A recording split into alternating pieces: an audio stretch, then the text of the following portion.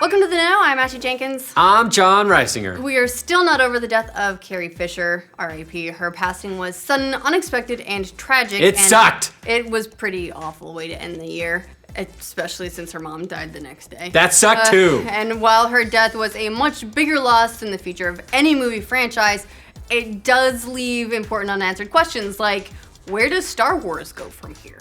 It stops. Okay, so as was obvious in The Force Awakens, Fisher was destined to play a huge role in the upcoming movies. After all, she was the leader of the Resistance, and oh, by the way, her son Kylo Ren is the film's main bad guy, and then Han Solo died, so it's only her that's left. Yeah, if only there was stuff she had to do Yeah. based on all that. So going forward, how is Disney going to deal with Carrie Fisher's untimely death? I mean, according to reports, that's also the question that Disney is heavily debating right now. Here's what we know. And warning, we'll be talking about some general plot spoilers here, so you should have seen Star Wars by now. Probably. Okay, so insiders have told The Hollywood Reporter that 2 key scenes involving Princess Leia were planned for Episode 8, which releases December 15th, and Episode 9, which will drop in 2019. Those scenes are a reunion between Leia and Luke Skywalker and a confrontation with Kylo Ren. Now, it's not clear where those scenes will appear in the upcoming movies, but the word is that Leia was going to have a bigger part in Episode 9 than she was in 8. We know that Rian Johnson, the director of Episode 8, has already finished shooting. That film wrapped in July and is now in post-production, according to Esquire. So all of her stuff for that movie is done. Yeah, but Episode 9 doesn't have a start date yet, according to The Hollywood Reporter, and it might not have a completed script either. It's being written by Colin Trevorrow, who is directing the movie, and Derek Connolly, but the script's status is currently unknown, and Disney won't comment. Because they're redoing all of it now. It's because they don't know what they're doing. Trevorrow, according to The Hollywood Reporter, is going to LA next week to meet with Lucasfilm president Kathleen Kennedy to discuss options for the future. So everything is still very highly in flux at the moment. Yeah, it seems like the Star Wars creatives are left with just a few options. Either write Leia out, which is going to be tough considering she's the mother of the main villain and general of the Resistance. And also apparently very musical. That's me. They could also create a CGI version of her, or they could recast her. Now, recasting the part would no doubt be seen as absolute blasphemy among Star Wars fans. 'Cause So it that is. one's probably a no-go. Yeah. CGI, definitely a possibility, especially considering the way Rogue One brought back Peter Cushing, who died in 1994, and then there was a young Princess Leia at the end. But while Rogue One showed that CGIing, It's a word. it's a word. Old characters is a possibility. Some fans still reported being put off by the digital versions of characters. It was an abomination. That's called the Uncanny Valley, folks. And that's why movies like Mars Needs Moms were flops. I'm sure that's the only reason that Mars Needs Moms flopped. It's the only Otherwise, reason. that would have been a big hit. So close to just that Oscar.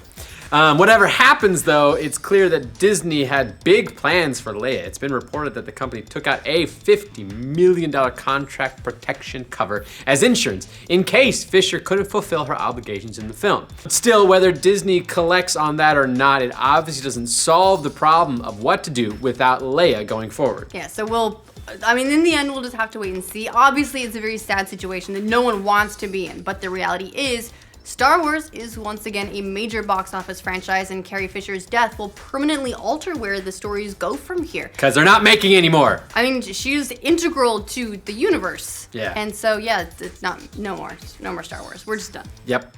If you're looking for more hints about what might happen in Episode 8, Adam Driver, who plays Kylo Ren, gave some hints in an interview with Larry King recently.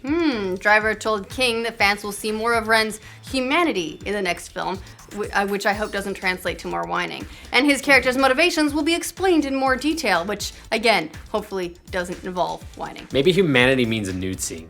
Driver said that he talked to the director of episodes 7 and 8 about this idea of terrorism and two sides being morally justified to behave however they wanted to get whatever they thought was absolutely correct.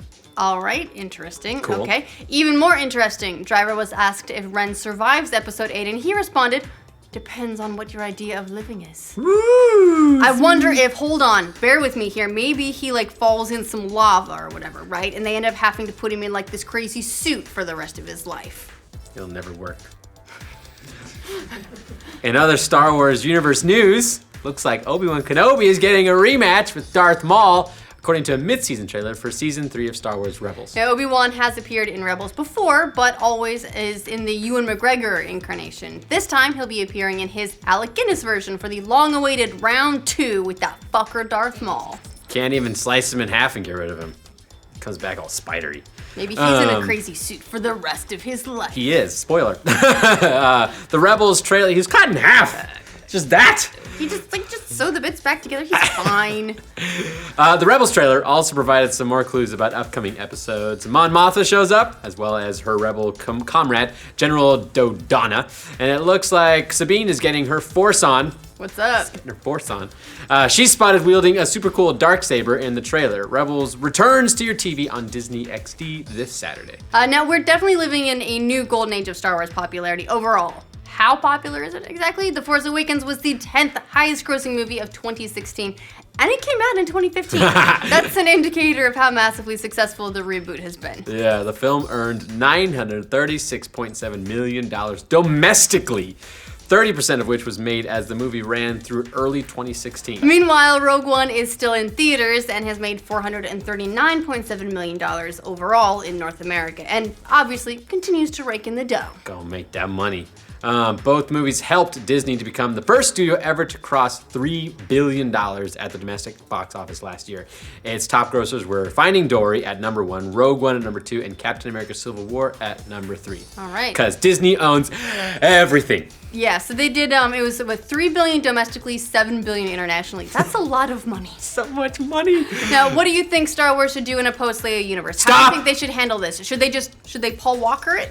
No.